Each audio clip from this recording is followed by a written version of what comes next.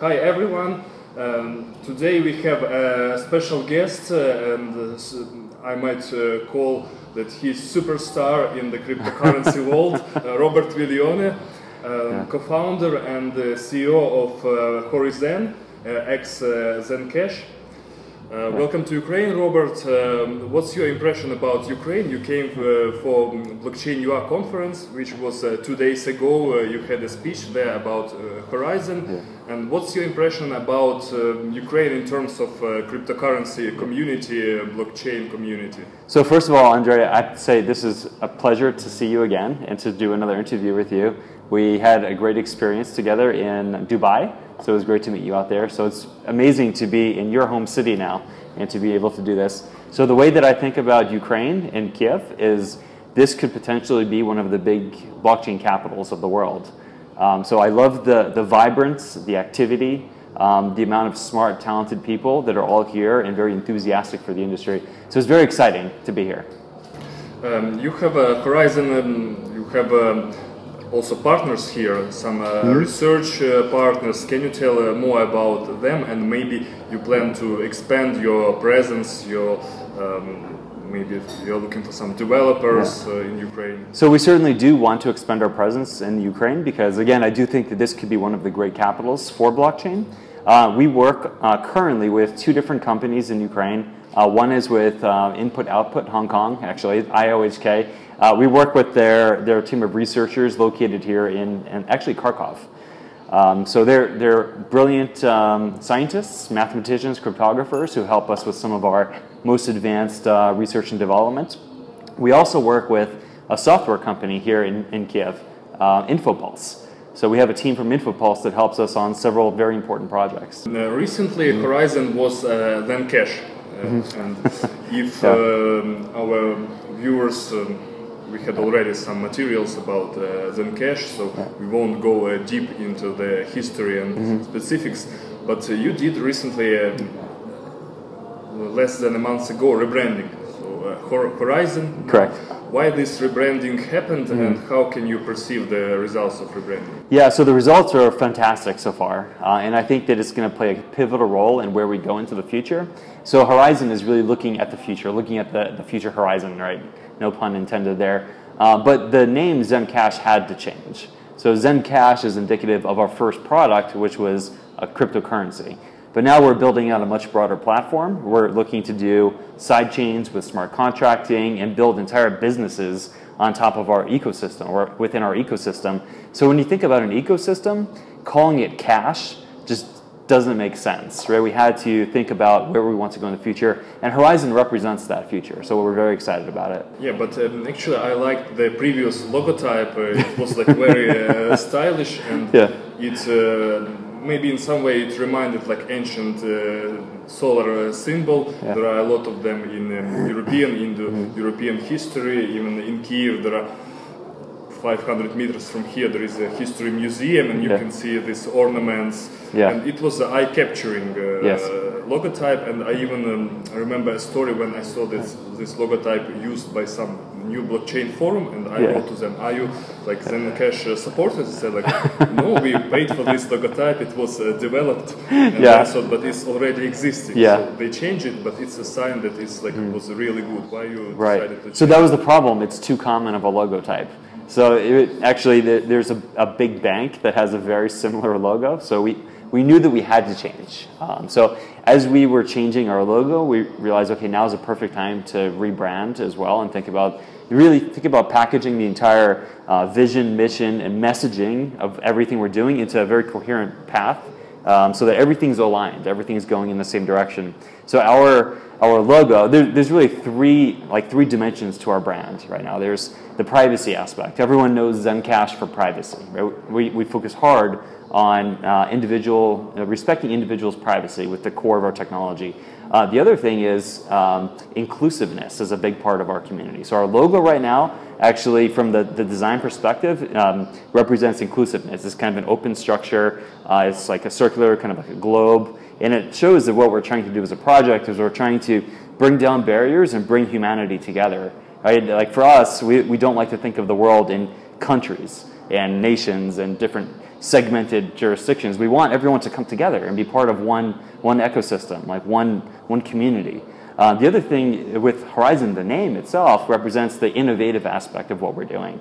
So when we brought in our brand experts really into our marketing team, and they did a deep analysis of what our community wants us to be, what they think we are today, what they want us to be tomorrow. And one big important part of that was the innovation aspect. They view us as visionaries, and where the project is going, they think is really pushing the frontier of that. So those three pillars, right? We've got the privacy, the inclusiveness, and the innovation, the kind of horizon of innovation. These all come together very nicely in this one coherent brand. It was also interesting that I saw the recent statistics that Ukraine is #3 country in terms of ZenCash nodes. Exactly. Well, you see how important it is to us. So it's not just important in nodes. Running a node is awesome. You're helping out the network. And we're going to do some really cool things with the nodes as well in terms of running sidechains and actually building out an ecosystem. But we rely on Ukraine as well for the engineering and scientific talent and just for the community that's being built here, where people really understand the need for privacy and being part of a global ecosystem. And what other projects in terms of Horizen do you plan? There are projects like ZenPub?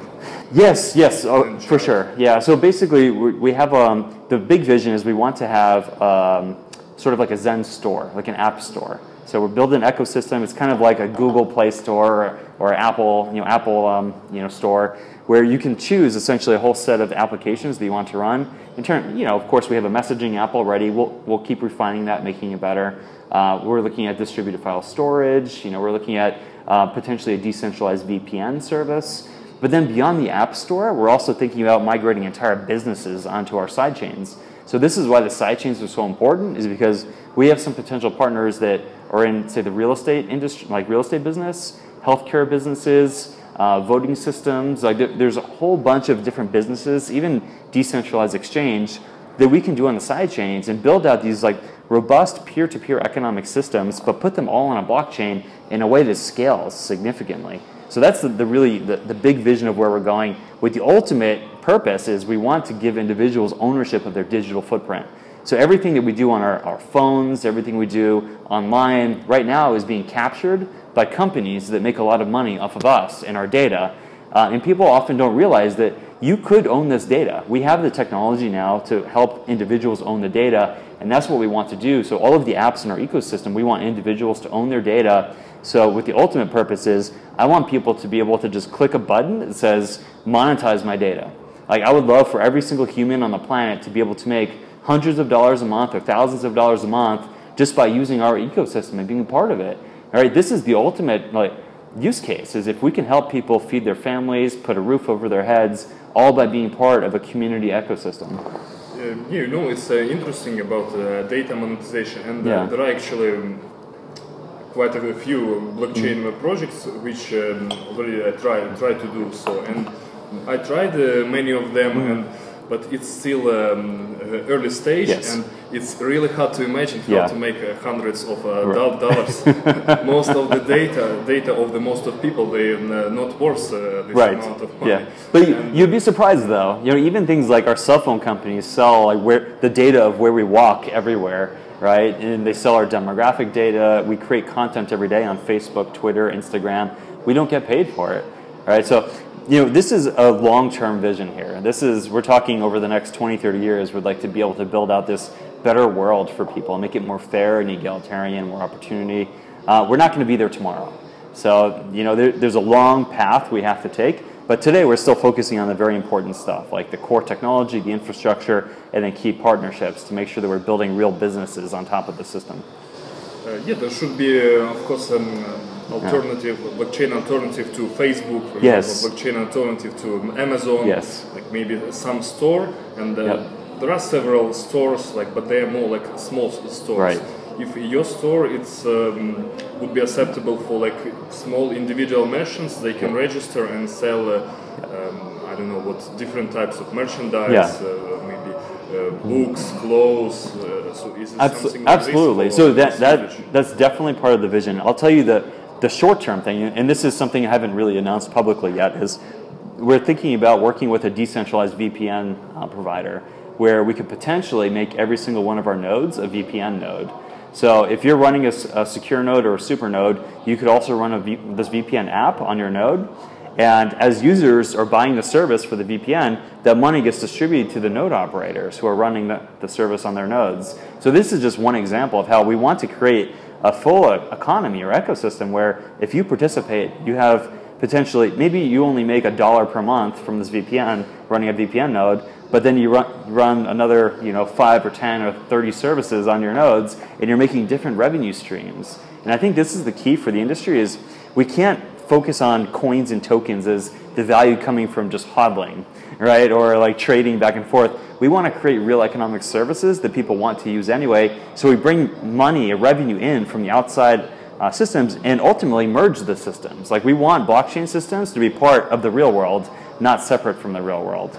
It's like, for example, for blogging, there is blockchain alternative, Steemit, yes. And I advise a lot of people to join. Of course, most of them, they won't make a lot, because if you are new there, you can make only a few cents per post. But other sites like Facebook, they don't pay you at all, and moreover, they push advertisement to you. Right. They earn money on you. Yes. So why not to use some alternative? Yes. And this is that still many people they are maybe a bit slow to. Yeah. And ultimately, though, the companies should be paying you to advertise to you. They should say, you should be able to say, I will read an advertisement if you pay me 50 cents. And then you read an advertisement, and you have a marketplace now for advertisers bidding for your time. Whereas right now, it's just all forced on us. We don't really have a choice. And you travel a lot, probably most of the time per year. You are in different countries, like all around the world. You were at Consensus, this biggest conference. You are usually going to Asia. What's your impression about the trends, worldwide trends, where the industry is moving, and what's next? Yeah, so I think adoption of cryptocurrencies and blockchain technology is inevitable. It's like they call it Pandora's box. Like once it's opened, you can never put it back in. And with Bitcoin, the world's changed. And it's just a matter of time before more people realize that. So the way that I see it is, in different countries you see some heterogeneity or differences in maybe regulation, or is this legal, is it illegal, or maybe differences in adoption amongst the communities. But in the long run, I think it's inevitable that there will be complete adoption everywhere. Whether it's, I guarantee you, most human beings will know what cryptocurrency is, 10 years from now, and many of them will be using it actively. But if it's not human beings, it'll be machines paying other machines with cryptocurrency. They're not going to be doing it through a bank wire from like one part of the world to another. Right? It'll all be through automated mechanisms over blockchains. Also, it's interesting to ask, because I know that you are big follower of Austrian School of Economics and you have a PhD of finance. Why do you think this school is important for cryptocurrency world in general? And what, for example, what would you advise to read for people who want to start to get more knowledge? And the reason why the Austrian School of Economics is so appealing to me personally, and then I think so relevant for this industry, is that it's all based on freedom and personal, respecting the individual and saying that you're a human being, you have basic rights, and because you have these basic rights, you can engage in different types of economic activity that's not harming anyone else, right? So this is the basics for, say, like free market economics, and just having, I try not to think about ideology, I'm politically agnostic. For me, it's about, are human beings allowed to freely do what they want as long as they're peaceful, or are they not? Do we control people, or do we let them do what they want? And the Austrian school is all about allowing people to have the freedom to be able to take advantage of the economic opportunities that they see in front of them, to have the choice to experiment and take a risk as an entrepreneur, for instance. So that's why it's just very appealing. I believe in just these basic human dignities that come with freedom. Now, in terms of getting into this, I highly recommend, starting with, say, like Murray Rothbard or Ludwig Von Mises.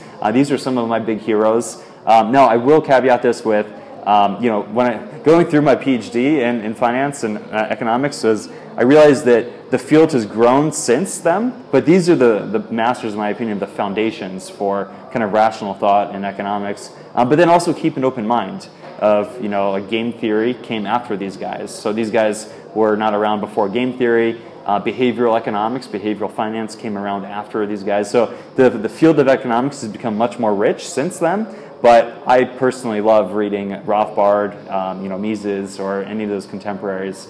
Really amazing thought leaders. Like, these people were very innovative for their time. There is one of the modern authors, Curtis Yarvin. He said about this thing that there are 10 Keynesian economists for one monetarist economist, like Milton Friedman school, and the same, there are 10 monetarists to one Austrian economist. But it seems that, like, recently, firstly because of the financial crisis of 2008 and because of the rise of the interest in cryptocurrencies, that it's like rising the notion of the Austrian economics again. Yes, no, it's so true. And I would say that in the profession of economics, there's, I think, inherently a bias towards, say, like, tractable solutions to problems. So, for instance, in academia, the types of models that get published, the types of, like, journal articles that get published are models that have what we call closed form solutions. So you could do like a second order differential equation and come out with a tractable closed form solution. So the math works out very nicely and elegantly. But what I argue is that mathematics sometimes neatly approximates reality, but it never creates reality. So there's a whole reality in this universe that exists independent of, like, mathematics of social systems. So what the bias is, and what a lot of Austrian economists talk about, is that we oftentimes treat economics, which is basically the study of how 8 billion human beings interact with each other, which is chaotic and dynamic, and we treat it like physics, where we say with gravity, we can very precisely have an equation that models gravity, and we can measure it very precisely. The same is not true for when you're trying to measure, human behavior for how 8 billion human beings interact with each other, right? So that's the one lesson that I got out of studying this stuff is be humble and realize we don't know everything, and that's okay, right? We can try to take steps to understand the world that we live in, but more importantly is that we just try to be good people and make the world better in the way that we can, and be humble with what we don't understand. What are you reading, like, recently? What can you advise? That's a great book. There's an awesome book that I just started reading called Radical Markets. I forgot the author's names exactly, but one of the authors actually co-authored an interesting paper, economics paper with Vitalik Buterin. So it got my interest, and I wanted to see what this paper was all about, and I found out the paper was based on this book, so now I'm reading the book, but it's very interesting. And even for me, so I'm, as someone who comes from, like, Austrian School of Economics and believing in just free markets, a core part of this was the idea of property rights. And this book challenges the idea of property rights in a way. I would have to look it up. I'm horrible with names. Ludwig Von Mises, whom you mentioned, he was born in Ukraine, in Lviv, and I even know people from a cryptocurrency world who came to Lviv, and one crypto enthusiast said that I will come to pray near the house where Ludwig Von Mises was born. I didn't know he was from Ukraine. Made a photo. Wow. He was born in Lviv, but then, of course, like, in his he lived, like, not so long in Ukraine, then he moved to Austria. He studied, and then to America later. So, of course, he's more associated with Austria and US, but he was born That's awesome. Another economist, Schumpeter, he was teaching in Chernivtsi University. At the time, it was Austro-Hungarian Empire. And also interesting economists. And also I remember then Roger Ver, when he was asked the question how he got to cryptocurrency, he mentioned that the book by Mises, Socialism, it influenced him like a lot. And is there some particular book or work which influenced you and your economical thoughts? So actually what I'll say is, what first got me into becoming a libertarian even, in terms of my economic ideas, was Milton Friedman. So Capitalism and Freedom was the first book that actually got me thinking about this stuff. But then from there, I went down kind of the Austrian school route, reading some of the most important books from Rothbard and Von Mises. But then what really got me into another branch called anarcho-capitalism is actually another book called The Market for Liberty. And The Market for Liberty was very interesting because I started thinking about government services as, like, what if the government thought about us as customers instead of subjects, where they have to actually offer services that are valuable at competitive prices and we have the choice to either consume these services or try something else. That was a very appealing idea for me. So now, it opened my eyes from a philosophical perspective, but still, from a practical perspective, I have no idea whether or not most human beings would want to live in an anarcho-capitalist society. I think people tend to like some structure, you know, and they feel that government is almost like an exogenous entity that is almost like godlike, that comes in and just protects us.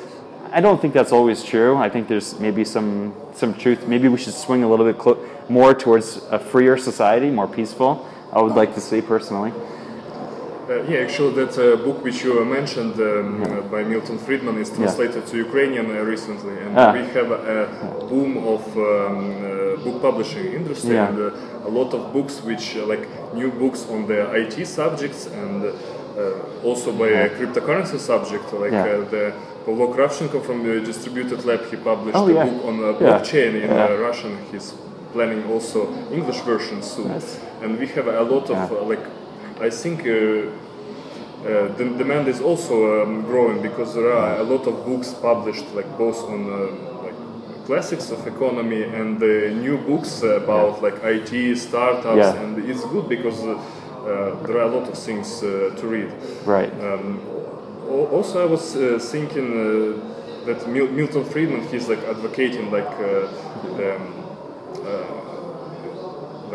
not to have like barriers for trade barriers, and this is a question which is a bit complicated because in some cases in economy there should be some protection for industry. Like we can say, for example, Asian countries which developed very fast after the Second World War, they had some protectionism. So it's a complicated question about which I'm thinking for.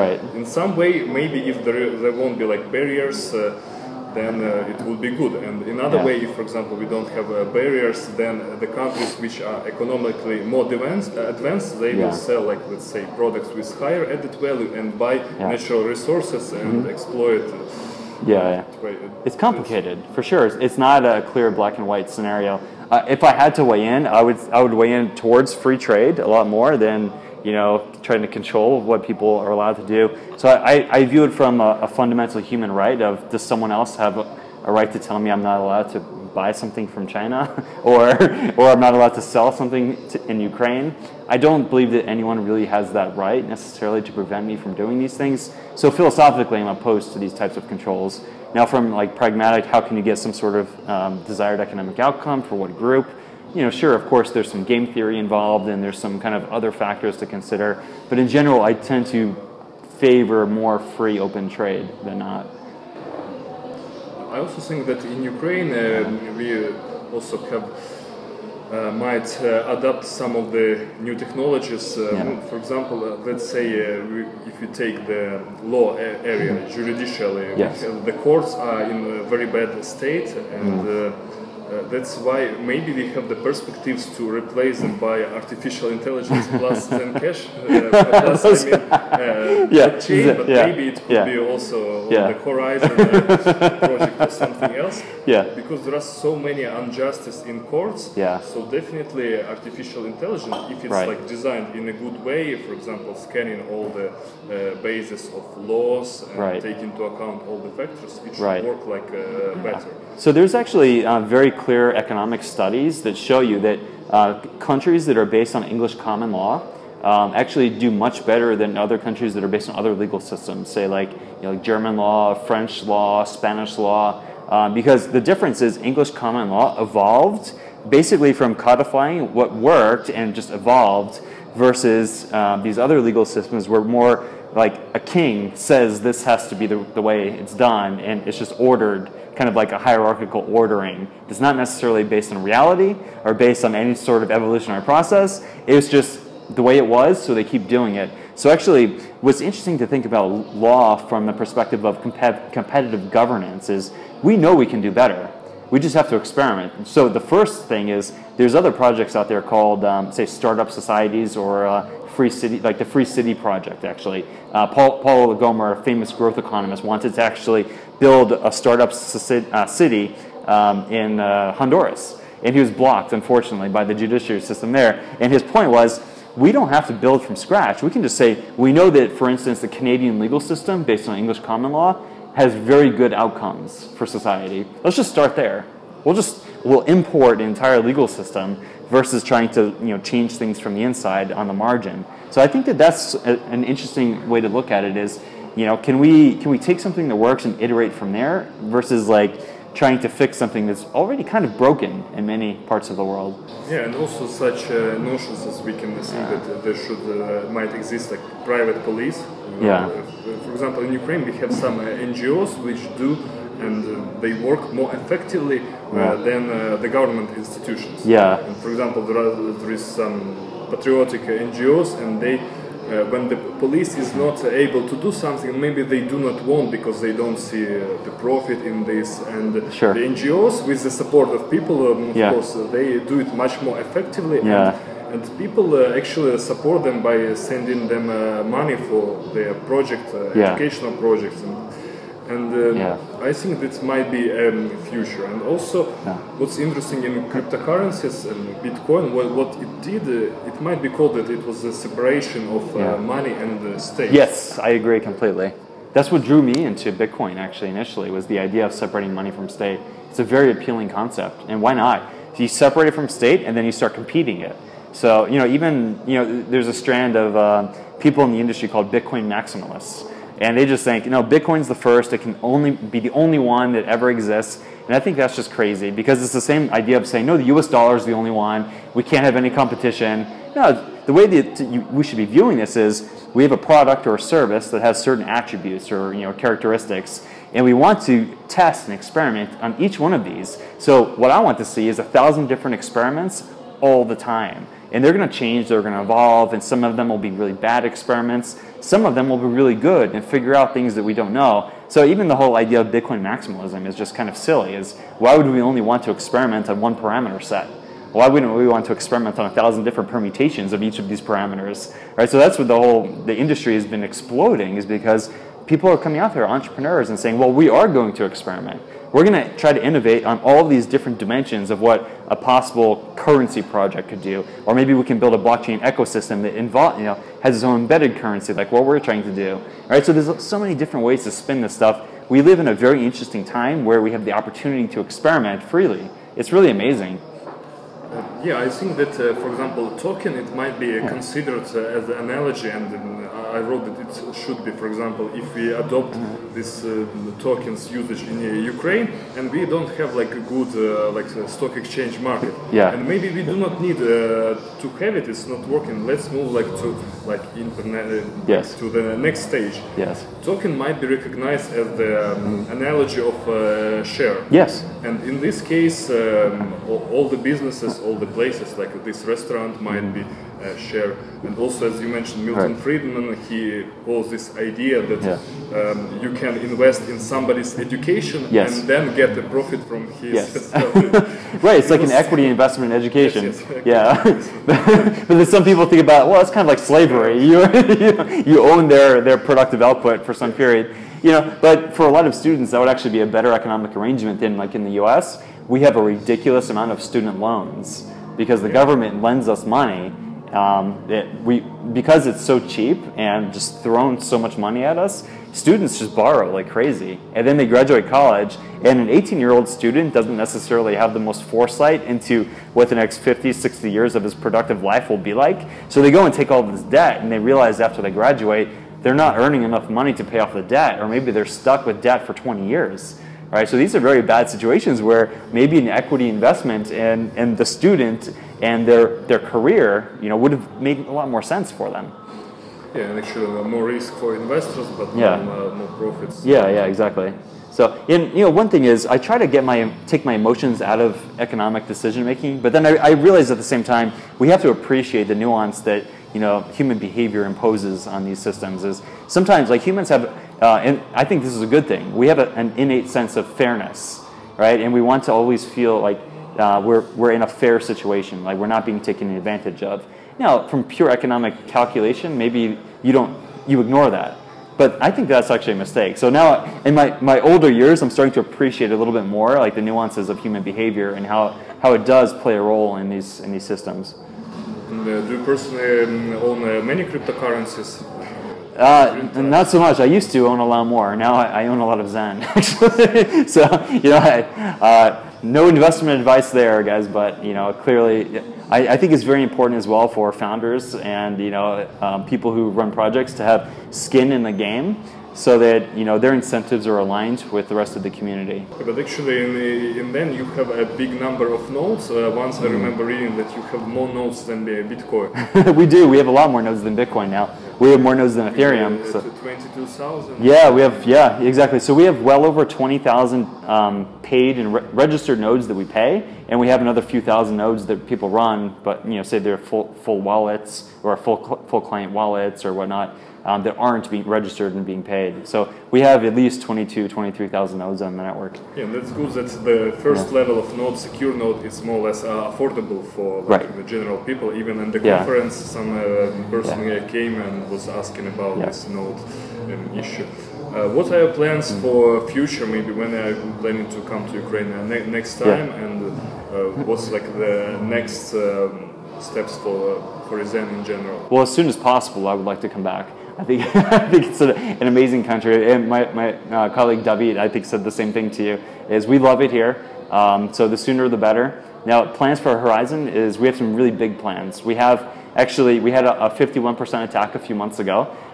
The cool thing about that was that, you know, it's hard to say that was ever cool, but it kicked us into gear to solve that problem. So now we have a code that mitigates the risk of a 51% attack running on our testnet. So it's essentially, we redesigned the Nakamoto consensus from Bitcoin, which we adopted, and we changed the rules to impose a penalty for people that try to do a 51% attack. So now it'll be much more costly and difficult to do it. So that's really interesting development for the project and for the industry. I hope that Bitcoin and other projects adopt it. It looks like it's working very well on our testnet. The other huge thing for us is our sidechain model. We're releasing a white paper in the very near term on our sidechain model, and what this will mean for the ecosystem is we can migrate entire businesses onto our sidechains now. Rather than try to do everything on a main chain where you can clog things up, we can do customizable sidechains that can do almost anything. So we can do smart contracting, we could do tokenization of different projects, right? We can have an entire industry running on a sidechain. So that's a very exciting part of the project. So actually, maybe some projects can do projects based on your blockchain. Exactly. Run ICOs, tokenization. Yes, exactly. So this will be an important development for the project. And then the first sidechain that we're going to do is a liquid democracy voting system for our treasury. So we're trying to democratize our project as much as possible, and our treasury, or our budget for funding everything, funding development, paying for our team, we're actually opening this up to a voting system. So you know, the community will be able to directly decide how we use our resources. So that's a very exciting project. That'll be our first sidechain, is our voting system. Yeah, thanks. Good luck with your projects, and see you in Ukraine next time. Thank you, Andrew. Yeah, thanks. It's a pleasure.